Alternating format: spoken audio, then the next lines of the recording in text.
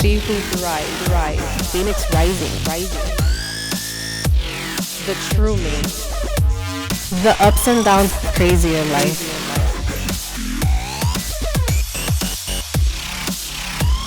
So take this journey with me. She who thrives. Yeah.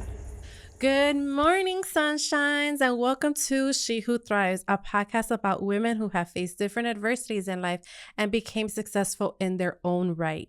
And today we have a special guest by the name of Dr. Treshonda Baucom.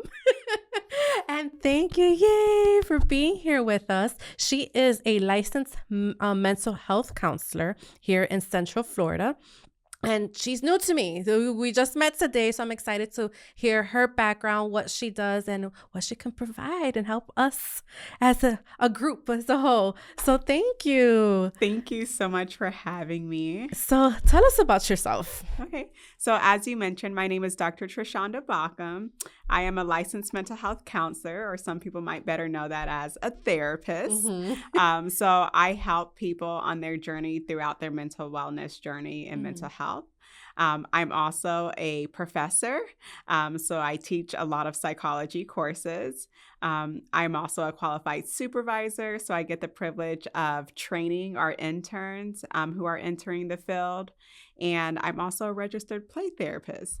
So a lot of acronyms behind there. I like that, registered play therapist. Yes. That's interesting. I've never heard of that one. Yeah. So it's another realm within the psychology world, but very specializing and working with children and their families. So it teaches you different theories, teaches you different techniques and tools, because obviously you wouldn't sit with a kid and do traditional talk therapy for 60 minutes. Right. I remember you talking about that.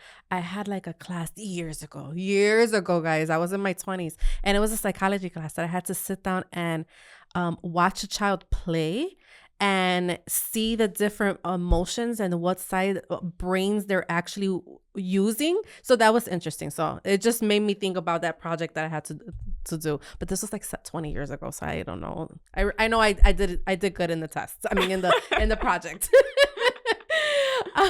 So what made you go this route? So, my journey to this route has been a little complicated. I started off and going for med school. So I had this vision of being the first doctor in my family. And I was like, I'm going to do it. And I was sitting in one of my biology courses, and I'm sitting there like, I don't want to live my life on call. I don't want to do this like 24. No, that's not what I want. And so I had decided then, okay, med school isn't for me, but I still want to become a doctor. And I just felt like naturally, most of my friends came to me opening up about their problems. I was just a natural listener, a natural person that someone always came to. I'm like, why not get paid for that? Right. So psychology, I also was interested in research as well. So that's what drew me to it. And then I started working in the school system because, college isn't cheap. Right. So I had to pay for school. Right. So as I was in the school system, I developed a passion for teaching, and I developed a passion for young minds. But I knew that wasn't what I wanted to do 24/7. I like a little bit more freedom than that. And so I was getting my master's and doctorate, and I decided that counseling would be that route for me. Nice. So how many years did it take for you to get to where you're at now? So it took... School-wise. Yeah, school-wise. It wasn't that bad, because in college or in high school, I did dual enrollment. So I came out with my AA. So I did a year to my bachelor's, 2.5 years for my master's, and then I would say like 2.5 for my doctorate. So maybe like 5 to 6 still. I'm jealous of that. Yeah.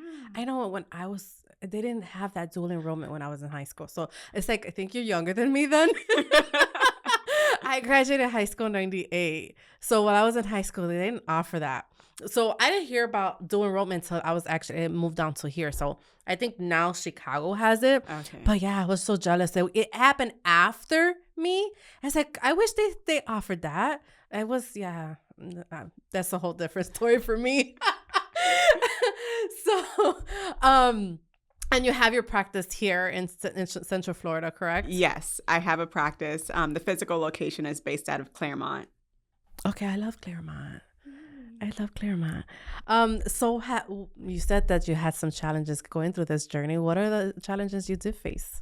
Yes. So, you know, creating your own business without, for me, going through schooling for business, I had my own little mental blockages like, no, I don't know what I'm doing. It's not going to work. I'm going to lose too much money to this. And so it's been a learn as you go process, but it's come pretty naturally. Yeah.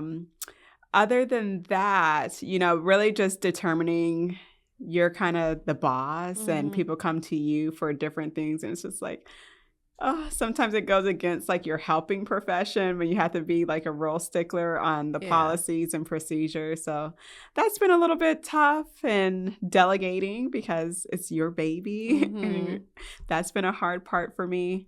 I think delegating for anyone as an entrepreneur is very difficult because I had to come to terms with accepting that not everybody's going to work the way I work. And that's the hard part. Yes. Yeah. Or will they have the same passion and put the same amount of energy? Do they know my vision for this? Right. Will they execute it that way? So delegating, that's been a tough one to give. But as I delegate, I'm like, oh, this is so freeing. Why didn't I do this sooner? Like, there is someone who could do that a little better than me. Right. It seems to amaze me when I do delegate and then they're like, okay, you're able to do this way. I'm like, okay, you know what? I don't even want to learn it. You could take control of that and I'm out. Yes. Like, all right, that's one task off my plate. So do you put those reverse psychology on people when you need to do certain things at work? I might admit to maybe doing it a little. So what is it that you actually do with the kids though? Because you said therapeutic services for children, teens and young adults. What is it that you actually do? What's the process there? Yes. So we provide counseling services. So sometimes you might go to an organization and they provide testing and evaluation. That's more the psychologist realm, and we're more the therapeutic realm. So we provide one-on-one counseling, whether that's teaching emotional regulation skills, anxiety, depression. Kids experience the same things as adults too. Yeah. So we work through that. We also work with their caregivers on how to handle that at home and the tools and techniques to do at home as well. We also offer services within schools or organizations to talk about and teach on mental health topics. So I would say we kind of do a lot. So, everybody, I constantly tell people we have childhood traumas. We all have childhood traumas, whether some have it worse than others. I don't know. Like, I can never measure it because, whatever. But I know growing up in a Hispanic world, this is something that it's not talked about or is frowned upon, not to see counselors or therapists or anything, or even because we probably can't afford it, So then we grow up into these adults that are not functioning correctly. We're on survival mode. What do you suggest us adults on those survival modes? Yeah. So I love that you bring that up because that was one of the reasons why I wanted to make my practice, is so that there are certain demographic of people who already have this false belief about counseling. Even for myself, when I told all my family, hey, I'm going to go be a therapist. We don't do that. Right. You better pray about your problems. Right, like, yes. We don't talk about what goes on in the home, and especially to talk to a stranger and open up and then pay for that. Right. It's a taboo topic. And so breaking that stigma associated with it for different racial groups. So my therapists, most of them are African-American, Hispanic, Asian. And so I wanted to make a place where someone can at least have comfort in having a therapist that looks like them. Because that's just one of the major barriers. Yes, that's one thing, I wrote a book called Loving a Bipolar Bear. And it's about, the other side of mental illness, where the caregiver or the child of a person going through the mental illness and how it affects us. And it in that process, it talks about me seeing different counselors, different therapists, different psychologists, and it's just like all the different names that are out there. But when you can't relate to me, it's hard for me to open up to you. So I get that. And it was really, really hard to go through it, because it was all the time. A lot of the times it's just American women that it kept on coming across, or there was, and I don't want to bash anyone. It just, it didn't relate to me. Or it was an American man that did the hypnotizing me and stuff. I was like, I literally closed my eyes. I was like, this is bull crap. This is not working. I'm just going to play with it because I just already paid for this session. So it's like, yeah, I kept on visiting different people until I found someone. And then I related to her. But I didn't like what she said, because I guess she made me realize what was... She was a little too deep with me from the beginning. Right. But I tell people, it's like interviewing your therapist. See who you relate to. Yes. Not necessarily they're going to tell you what you want to hear, but at least you can relate to that person. And there's that vibe. It's like dating. You're going to multi-date until you find that specific person for you. Do you agree with that? Yes, for me to because do that? it is such a relationship base that if that trust isn't even there, no one's going to open up and really get to the work that they're there for. Right. But I talked to plenty of my friends before that's like, I don't want to come in and have to explain like how my family upbringing was. And like, that was just like part of that culture, not necessarily make me have this diagnosis. Like that's just what we did. But now trying to untangle. And so not having to always explain like the whys, and, there's comfort in not having to do that. And there's just some things culturally that you might resonate and understand, like, okay, yeah. I think one of the culture, I don't want to say shock or what it was, but me being Hispanic, of course, our families are very intertwined with your decisions in life and this and that or whatever. And she was, American Caucasian woman. She just didn't understand why I dealt with my family. Like, you can just get rid of them and that's it. Like, that's not how it works for us. That's not what we do. Like, regardless, that's still my mom, or regardless, that's still my so-and-so. So it was just like more just cut it off and just keep it moving. I'm like, people do that? People do that. I still speak to my mother. I'm still involved with my mother or whatever. I can't just cut them off and that's it. So I think that was a culture thing as well, which was a determining factor whether I was going to be with that person or not. Like, it really pissed me off when she said it. I'm like, what is wrong with you? Yeah. Like, I still got to respect her.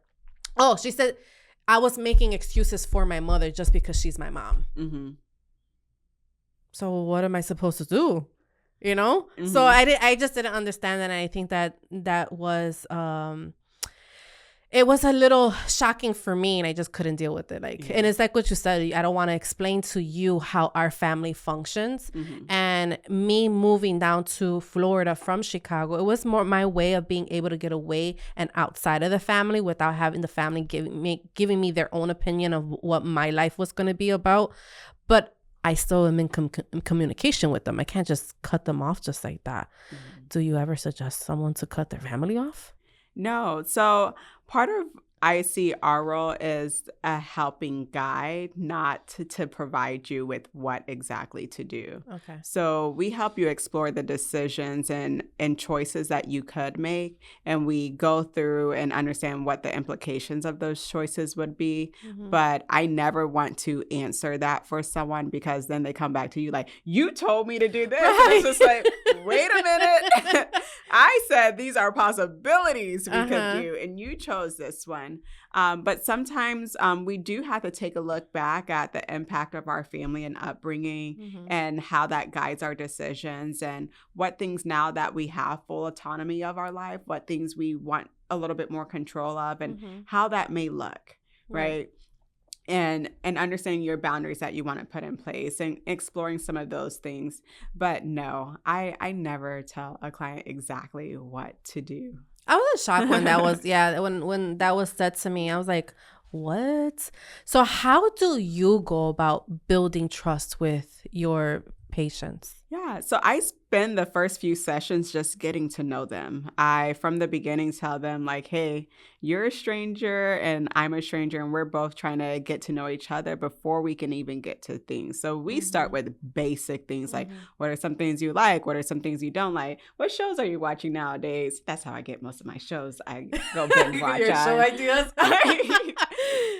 What colors, what activities do you like? I just spend time getting to know them, Mm-hmm. and what they do, because then I try to infuse that into their sessions. And those can then become some of their skills and tools for when we have rough moments. But I always tell clients, like, if you're expecting the first session that we're just going to get right to work, that's not what That's we're not, doing. yeah, yeah. I've experienced that too. Like it drives me crazy because when I did do the whole multi dating of my therapists and counselors and everything, that I had to repeat myself over and over, and I felt like the last one I was just like gave up. Like I don't even want to talk anymore because it's pretty exhausting. Like I'm not gonna lie, it's exhausting trying to find that right fit. And a few years ago, I want to say 2 years ago now, I went through my divorce and I made that conscious decision to heal from that relationship. And from that relationship, healing from that, it just basically me healing from my childhood trauma. Mm-hmm. So that's how Loving a Bipolar Bear came about, was because of all of that. But I realized that not everybody makes that conscious decision to actually do it. And because healing is very ugly. Yeah. Healing is not, it's not easy at all. It's opening up everything and basically reliving whatever you shut Mm-hmm. down.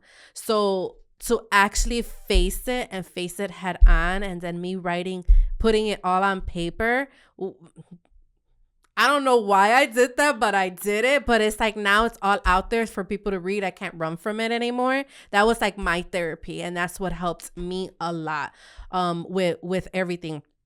So what do you suggest for people trying to heal through certain things? Yeah.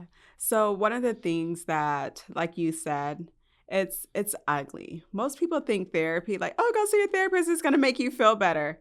Mm-mm. And I, in my consent and all my documentation, it goes through like how you may feel worse than what. And that makes some people feel like it's not even working because I was doing fine before I even came to see you. Right. But you were doing fine because you were putting bandages over, Yeah. suppressing, and not really looking at the pieces that needed to. So I always say, like, sometimes we can just put a bandage over, right? Or we can go in and do deep surgery. That means we need to get to the root. It's going to get ugly. It's going to be messy. But when we go back and we suture it up, it's going to heal very nicely, right? And it's work.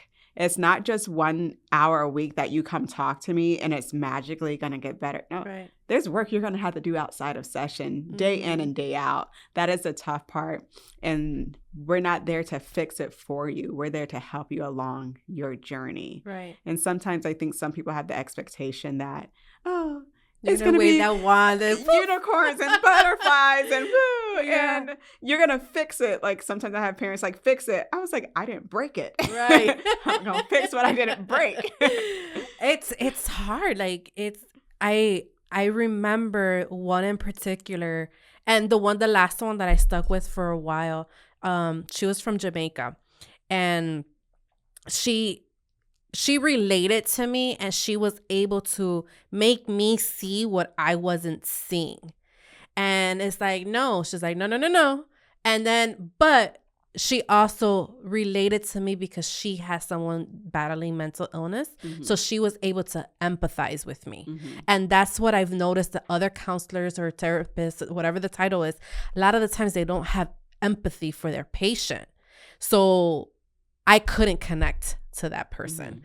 Do you feel that you empathize, or do you have that like that monotone character with your patients? No, I mean, I call all my patients my babies after a Okay. while. But for me, you get to know them and through their journey. And sometimes it's hard for clinicians because then I hold myself to like, I need to help them get here. And sometimes like they're not ready to get there. So I just need to be on their pace. But empathy is one of those core components that we were taught in school over and over and over again. And I think sometimes some of my life experiences have allowed me to empathize and see different perspectives. And empathy is always about, even if I haven't personally experienced it, I could see how it must feel for that. So I definitely empathize. But do you see other people in your industry that they don't have the empathy? Do you think they've taken on too much of their patients and they just need to see their own counselor to release it all? Or yeah, I think there could be so many possible answers to that. But like I said, all of us in the core trainings and what we're supposed to have, empathy and listening, are one of those two big things that were hammered over and over again. But I think for some, they're not able to be flexible in their thinking, and that hinders them from being able to empathize because maybe they're too focused on fixing something and not going through that journey with them. And so I sometimes have to take a step back and not worry about fixing or moving or working towards a goal, and just being present in that moment and allowing us to just trust the process, and that we'll get there when we need to be there. Trust the process is very hard because, like you said, people want to hurry up and just get healed right away. So when someone's trying to rush it, how do you calm them down to actually follow the process? Yes, I am always refocusing clients because they want to jump from next thing to next thing. I'm like, wait, last week this was such a big deal, and you're saying that's fixed because we were not there last week. So sometimes I go back and especially in the intake, we'll have a list of all the things that you want to possibly address. And I try to figure out like what's the most significant thing that's impacting you that hopefully will have a trickling effect on some of the others. So I try to help and identify that. And that's the one thing we try to focus on first because, clients do come in like, hey, this one today, this one. I'm like, we're never getting anywhere if we're just going to keep jumping from thing to thing. Right. And sometimes it's their avoidance mechanism. It's their coping way of being able to maneuver and skirt through and control some of that. And sometimes it's like, oh, I hit something sensitive right there. Right. Do you pay attention to body language so you can see? That's why I like in person. Yeah, being squirmish and I try to be neutral because I don't want people to read me. I just want to be able to tell you. But I'm I don't want to say natural empath, but because I dealt with a parent that had mental illness, although she doesn't admit to it, but I dealt with a lot of physical abuse growing up. So I naturally developed that what is it called? The empathy, being an empath and feeling what she's feeling to know how the day is going to be and seeing how she's reacting, her tone of voice and watching her whole body language. So that way I know how she's acting is going to set me up for the day that I'm going to have. So now as an adult, I do that still with people. So it's very, very hard for me to stop that. But I try to heal and I try not to pay attention to people, but I can't let it go. It's there. It's just always there. So with that, and that was part of me trying to heal my childhood trauma. And I tell people, as much as I've, gone through my healing, I'm not 100% healed. I still have those certain moments that I reflect back to what happened. And sometimes it does hold me back. I had a podcast episode prior that we talked about imposter syndrome and how those negative thoughts and words affect you. But a lot of those negative words also came from the parent, and you start to believe it, especially you hear it from such a young age, whether you're not pretty enough, you're not smart enough, you're not, whatever it is, those words do come into play. So as an entrepreneur, and I've been doing this for 7 years, it's very hard and it's easy for those words to come in. And help. So I tell people, try to heal your childhood, your inner child, because that's going to help you. To me, and you can tell me yes or no if I'm right, because not my industry, but just out of experience, if you don't heal that inner child, it's still going to come out in your entrepreneurship. Do you think that? Yeah. So those unhealed parts of us have a way of coming out and showing up, whether consciously or unconsciously. So sometimes it's bringing those unconscious to the conscious so that you're now aware of how you're thinking, feeling, and behaving. But one thing, as you were sharing your story, is one thing that came to my mind was the word hypervigilance, right? That's what we will term that.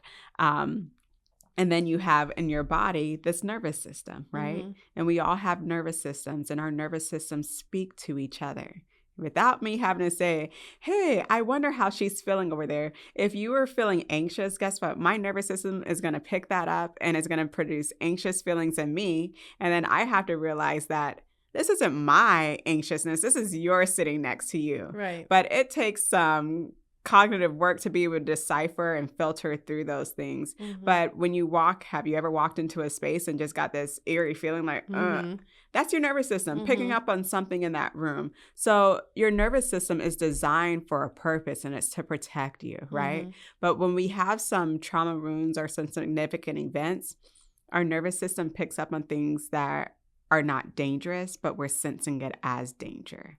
And that's where it becomes a problem. That's interesting. Yeah, I do that. I do walk into a room and I'll feel that energy.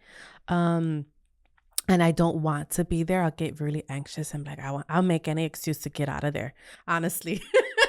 I'm tired. Or the biggest excuse, sorry guys, if I ever gave you this excuse, I'm giving you a secret here, but I have a fur baby at home, but it's also true. So I can't leave him for a long period of time. So that is my go-to. Like, Bam Bam needs me, I'll be back, or I'll see you later. I gotta So now go. whenever we hear you say Bam Bam, we're all gonna be like, are you really taking him out, or are you just trying to leave this?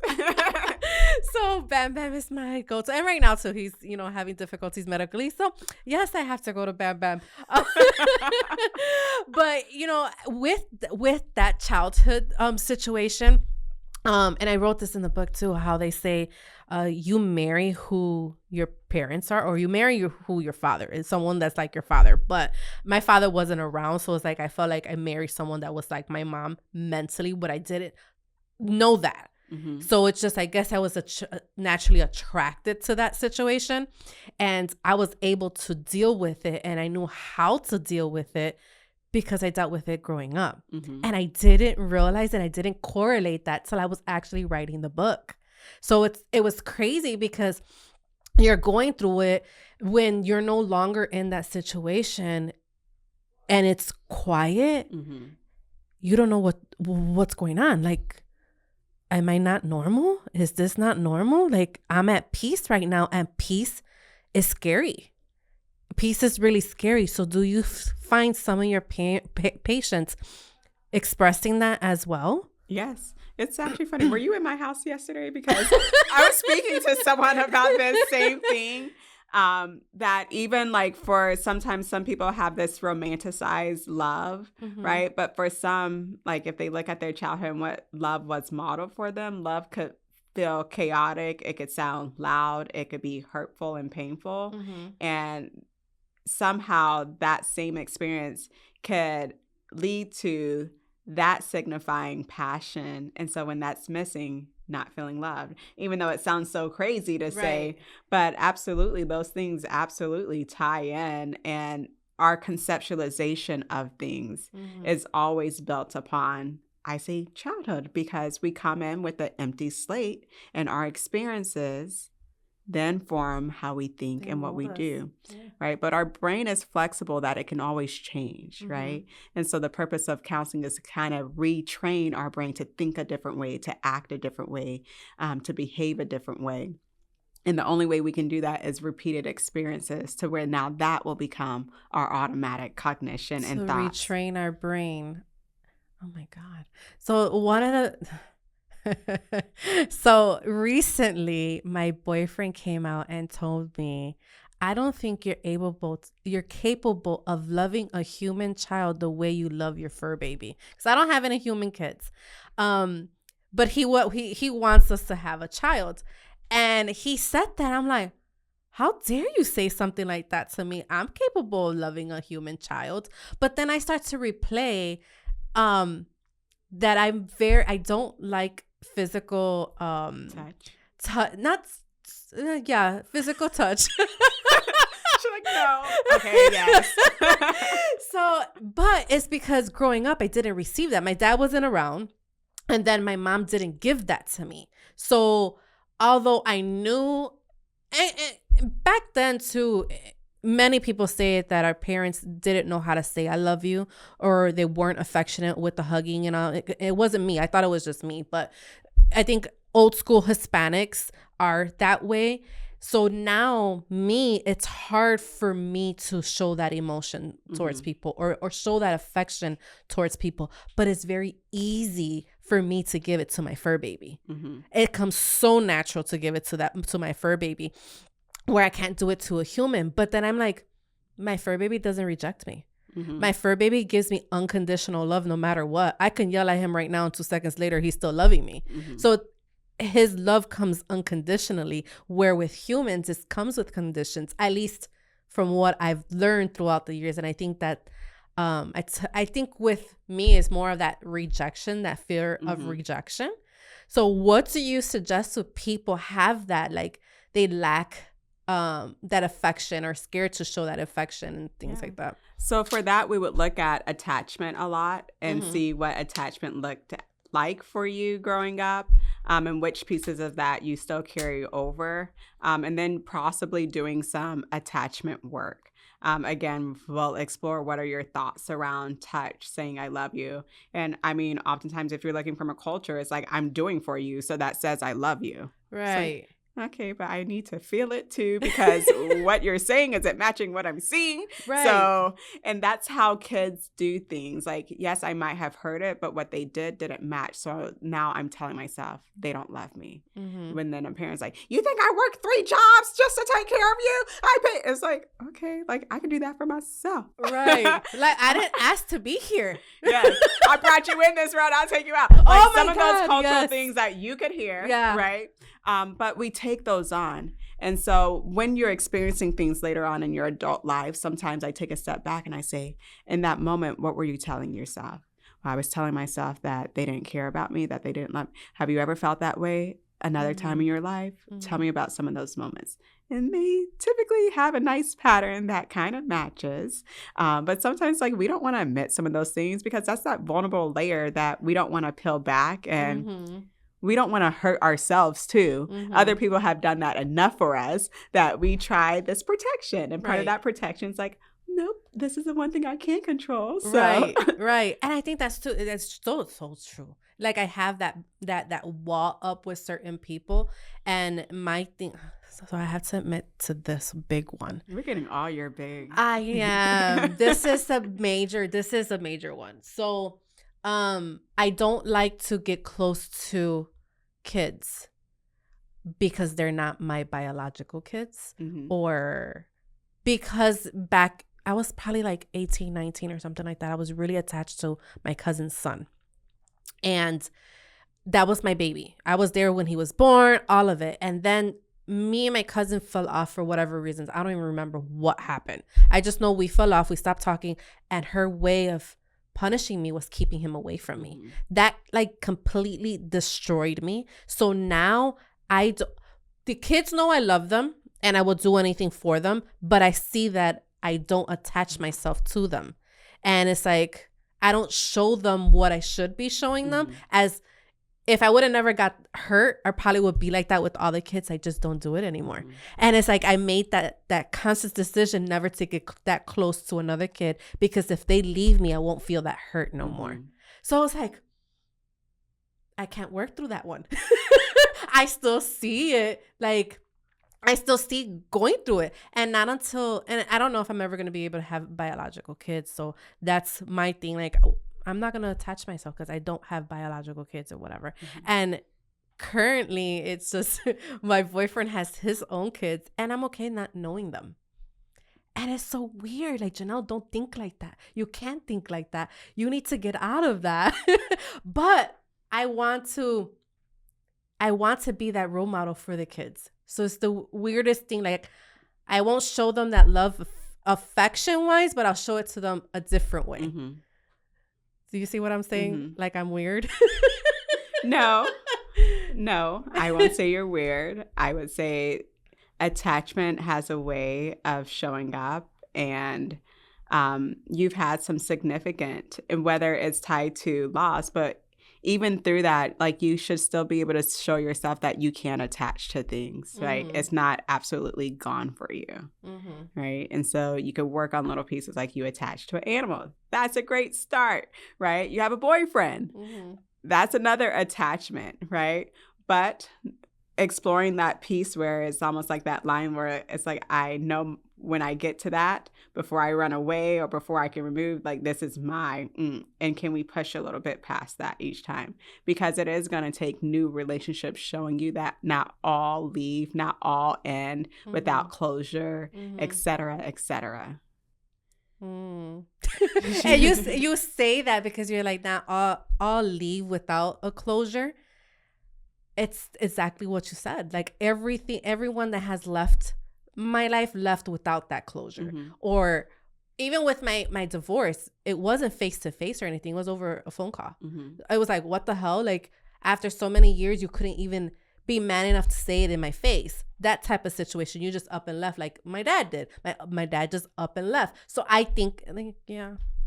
Sorry, guys, a whole counseling session. Yeah. So it's like, I guess it's just that fear of people are gonna up and leave no matter what. If I love them, that's why I'm okay with my Bam Bam not going anywhere. But I know, God forbid, it's gonna happen one day that he's gonna leave, but other reasons.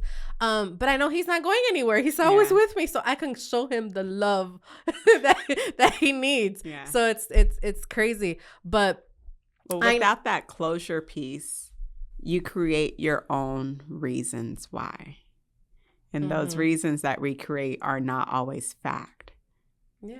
Right? So the stories we tell ourselves sometimes to be able to make it to the next day or to minimize the hurt and pain sometimes cause more hurt and pain without us knowing. We're causing our own hurt and pain. Like, I know recently, since I had surgery, I've been like really into TikTok, just scrolling because I couldn't do anything else.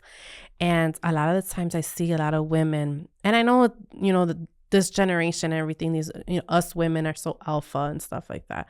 But one of the things is, I don't need a man. I don't need a man. I don't need a man. But it's like, is that a coping mechanism for women that don't want to attach themselves because of that hurt? Because I kept on seeing it. It's like, and I know the algorithm, whatever, it just keeps on throwing you things that it's like, what the heck is this? But do you see that? Do you see that that's the reason why women say, I don't need that man or whatever? Yeah, sometimes, especially when you start digging as to your belief in that and the whys for you and unpacking some of it, sometimes you can see all the ways you're like, oh, I can do this for myself, so now I don't need a man, or a man will never be able to control me with finances or this. Like, I do that, so this is my way of protecting me. But it's not the same. So what I always like to say is like that even your experience won't be the same experience for another divorcee, right? Because we all tell ourselves our stories, and our stories are just our experience, but it's really what we believe in that, and then what we do with that as well. Yeah. And so, yeah, that's why it could be so complicated. And that's why sometimes you do need a therapist to help you sit through, because no one logically is just going to sit there and be like, well, let me unpack this on my own. Right. No one does that. Right. Even myself. Like, I could be at home, I'm like, oh, I knew the right thing to do, but it's like, And honestly, I try to do that after when I was going through, because I let go of that last counselor that I had, and then to write this book. And I literally faced it, and I sat there and I cried. I don't know how many days, but I was like, I'm going to feel this. Like, I purposely told myself I don't want to drink. I don't want to be out in the world messing around with it, whoever, whenever. For a while, I was like, I need to feel this. I don't want to run away from it. I need to feel it. So I did that. But if I would have had counseling a lot sooner, How old is like the youngest that you can provide counseling to? Well, the youngest I provided counseling to was 3. Oh, you can go that young? Mm-hmm. Oh, wow. Yeah. And actually, a lot of research is showing that trauma actually happens in utero, the nervous system, Mm-hmm. you know? And so it's actually interesting watching that and how to intervene a lot sooner than that. But if they're going through trauma and you're counseling them, but they still got to go back home where that trauma is at, how do you navigate through that? Well, that's the hard part about working with children or teens is that sometimes I just teach them how to hold on until they can make decisions on their own. But that's why my practice, we work with parents, like we require parents to do work too, because we need to teach you skills. I don't expect a 3-year-old to change everything on their own. So that's, again, our belief is working with the caregivers too. So we essentially say teach you to be us, but at home, because you deal with it 24/7 and we're just 1 hour a week. Right. But unfortunately, sometimes it's not all magical and it works that way. Sometimes you might have one caregiver that's into it and willing to work, and then the other one who's not. That's the hard part. There's so many influences that you can't always control. So how do you keep your emotions out of being attached to these kids and young adults? Because I would imagine it's hard. Yeah, it is hard. I pray for my clients because sometimes I'm like, oh man, I don't even know how they're surviving in that sometimes, especially some of the cases we get. And just really just trying to stay focused and keep it a day at a time, like not really try to go so long term, because then my anxiety starts picking up like, oh, we don't have enough time. Right. But yeah, part of it is learning how to not take it on for yours. And that's the hard part. Yeah, that's such a hard part. Yeah. I couldn't even imagine. I think I'd probably be crying every session probably. So the kids that come to you, are they still with their own biological family, or are they coming from foster care, or do you see We have a mix. Yeah, we see kids who are adopted with their caregivers, those who are going through separation, divorce, and those hostile divorces. Sometimes fun.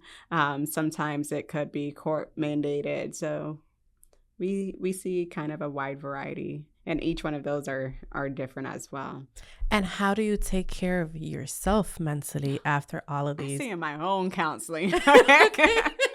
I stay in my own counseling. I love working out. Like that's a good release for me. Journaling, hanging out with my friends, like just things that I do to take care of me is important. But I always say red flag if your therapist doesn't have a therapist, because you're taking on a lot in a day for you to be able to not decompress from that, because then you'll carry it on.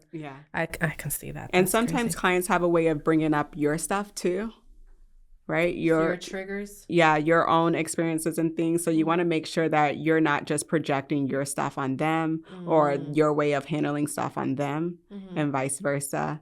And like you said, like, I don't know if I'll ever be 100% healed, but because we go through experiences that trigger us, and it's like, dang, I thought I worked through that. Right. Good Lord. At least I know what to do with it now. Right. But yeah, it's just. Because there's times still like, something that I thought I healed from, a song or something, and then I find myself crying like, why am I crying for this?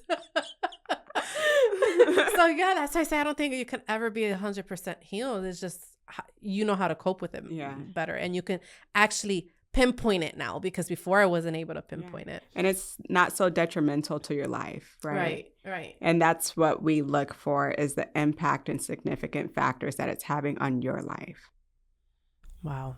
Interesting. Now, someone that's younger, younger generations, and they want to be in the field that you're in, what are your recommendations to them? My recommendations is to always explore your why and your reasoning. What impact are you hoping to make in the field? and to get as much experience as you can. And I say that because right now I feel that we have a lot of younger students who are just interested in just starting from the get-go with opening their own practice. And I feel like with that, then you really don't understand who you like working with and what experience and what techniques and skills that you have learned and the trainings and continuing education that goes with that. I feel like those years as registered intern and getting all those experience really helped me to see like, okay, I don't like working with that, but I love this one. Yeah. And being able to now be like, oh, you know, I have clients who call like, oh, I just want to see you because you're a Black therapist. And I'm like, wait a minute. I'm not the expert on everything. Right. I can put Band-Aids over stuff, but I was like, I'm not the best for that. And being able to say that I'm not the best for that, sometimes it's hurtful because it's like, I've called so many places and you're the only, and I'm like, I feel like I'm going to do more damage than I am good. I'm trying to tell you. Right.